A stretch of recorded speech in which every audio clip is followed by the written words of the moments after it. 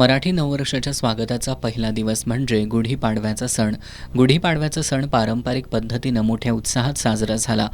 गुढीपाडव्यानिमित्त दारोदारी उभारण्यात आलेल्या गुढ्या, रांगोळीची आकर्षक सजावट आणि परिचितांना दिल्या जाणाऱ्या नववर्षाच्या शुभेच्छांची दिवसभर रेलचेल, त्यामुळं वातावरण आनंददायी होतं.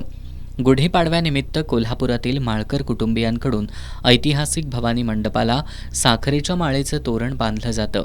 कोल्हापूर संस्थानचे तत्कालीन छत्रपती राजाराम महाराजांना कन्यारत्न प्राप्त झालं, तेव्हा आनंदोत्सव म्हणून रामचंद्र माळकर यांनी विशिष्ट साच्यातील साखरेची माळ बनवली. 25 फुटांची ही साखरेची माळ त्यावेळी राजवाड्याचे प्रवेशद्वार असणाऱ्या भवानी मंडपाला तोरण म्हणून बांधण्यात आली होती. तेव्हापासून माळकरांच्या चौथ्या पिढीनं ही परंपरा जपली आहे.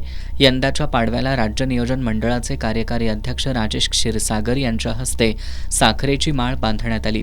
यावेळी नगरसेवक ऋतुराज क्षीरसागर, नगरसेविका मंगल साळुखे, निखिल माळकर, सागर माळकर, शंतनू माळकर, कपिल नाळे आदी उपस्थित होते.